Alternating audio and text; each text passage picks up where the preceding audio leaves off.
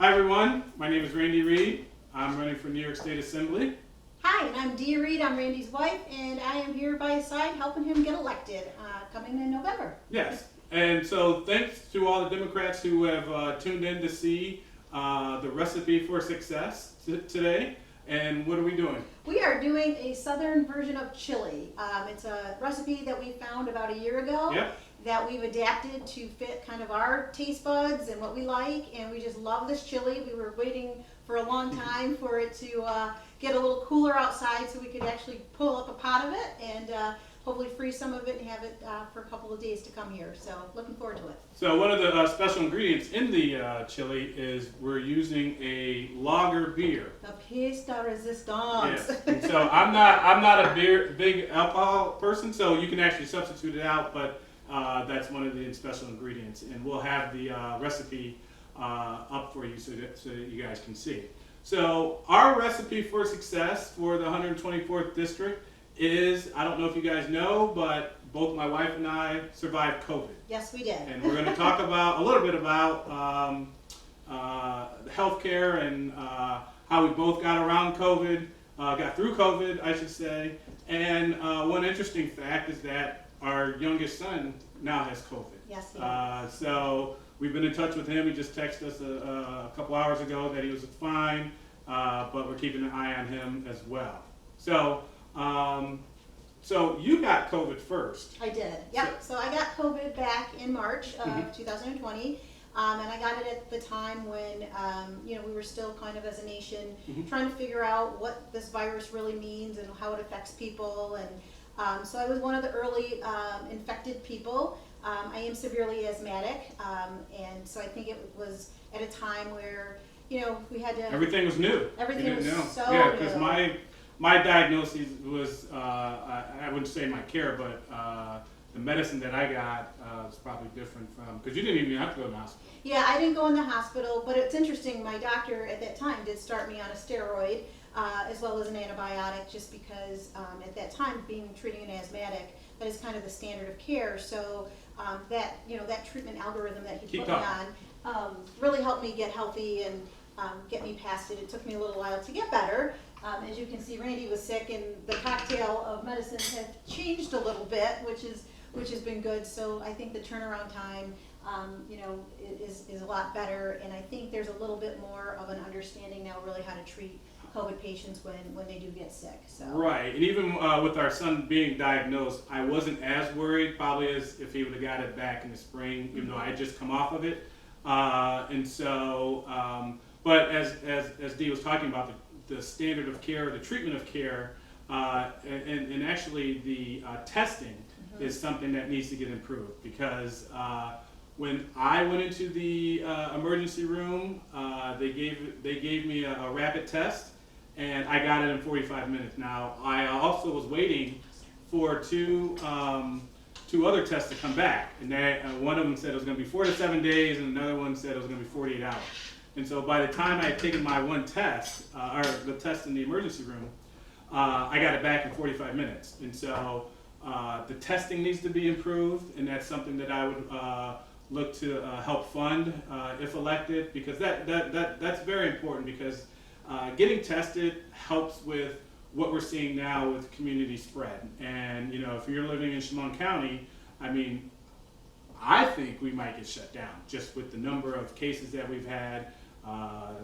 Today we had 45, and this is on October 9th. So the cases have kept growing day after day because people aren't wearing masks, and that's something that we have to get a hold of.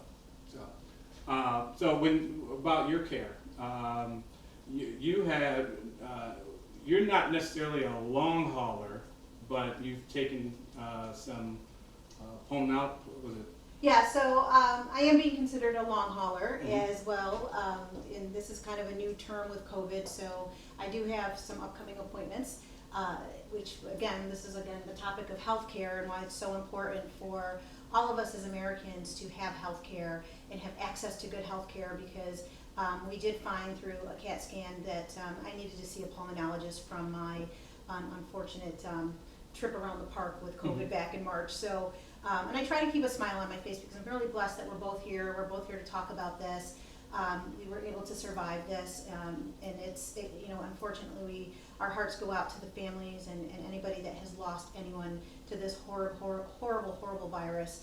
It is still a very serious virus, and not to diminish, but with the care that you received, the care that I received back in March, and maybe our son going forward here will know in the next probably 48 hours, but it's still here, and it's so important that we do have testing and that those results come back a lot quicker. And I was really shocked when Randy went and got his first test.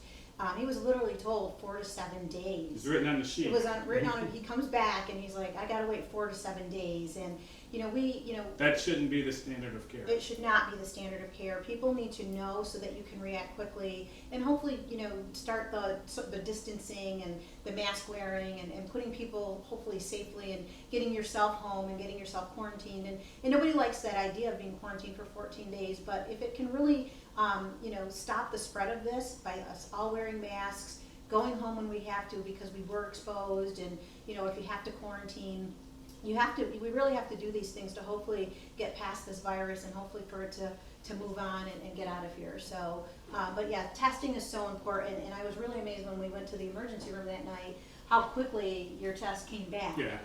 I kept asking them, really, it's going to come back tonight? It's going to come back tonight. So we knew, and I think that then it was your third test, right. So it was kind of crazy. And so when I did go in, I literally had the same symptoms as Donald Trump, President Trump. He has pneumonia, which I had. I was also on the drug dexamethasone.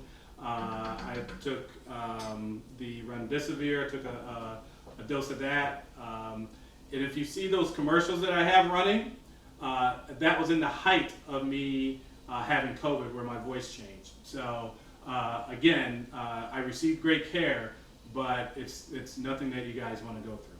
So if you outside of that being a main platform going ahead with my campaign, you can also go to electrandyreid.com and see my other platforms that I'm running on. I'm also a school board member, and so keeping our teachers and staff and students safe is paramount.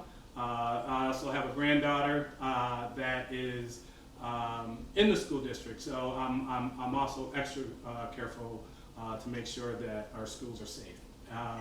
And so, actually, that beeping is the timer. Is the timer. We got to put some more ingredients in. What other ingredients do we have? Okay, so getting back to the chili, and we're so fun. We love making this recipe. It's so much fun. So this is a great chili because it's got what's in the pot already is ground beef, a sausage that we use. We decided to go with a mild sausage because it's got some heat that's going into it already. And then there's some just cut up onions, actually a mixed, a cut up pepper, and I don't know how to, it's a pala. Yeah, we can't pronounce the pepper name. It's but good. You can get it at Wegmans. So you have to cut up half of that pepper, there's onions and there's celery in there. And so what we're gonna now do is start finishing off the ingredients because this needs to simmer down for about an hour and a half. So what we're going to add is you'll see some Worcestershire sauce, some hot sauce. We love Sweet Baby Ray's, so this is the Sweet Baby Ray's barbecue sauce. We'll be adding a little balsamic vinegar. This is actually beef stock that needs to go in. And then we'll add a little sugar, and then we have a couple little other things that need to go in. So we're going to start that process now. We'll come back. Right then afterwards and tell you how it's going. All right. See you in a bit. This year's election has never been as important for our kids and our future. I've got my granddaughter's vote. Now I'm asking for yours to be your next New York State Assemblyman. I'm Randy Reid, and I approve this message. I recently survived COVID-19. It was scary and horrible. This pandemic has touched many families here. My wife survived it back in March. I commit to make sure your family stays healthy and life gets back to normal. I'm Randy Reid, and I approve this message. Hi everyone, we just wanted to jump back in and let you know and show you what our chili is starting to look like. We put the beer in, that's the best part, yum yum. But this is a great shot, and you can see here how this starts to simmer down. It's got about an hour and a half to go, And we will be back to really show you the finished piece, the finished results. So love this recipe, and hopefully you and your family will love it as well. Hi everyone, we're back. We are so excited that we were able to share this great recipe with you. The last 30 minutes of cooking this down, you have to actually add the kidney beans and the black beans to this wonderful recipe. So we hope you enjoy it. We hope your family loves it. It's got a great kick. Thank you again so much. We had so much fun. And to quickly wrap up, the recipe's on the website. I'll also post it to my website as well. I do want to thank everyone for their support and for your vote on November 3rd. Thank you. Thank you. Bye-bye. Enjoy.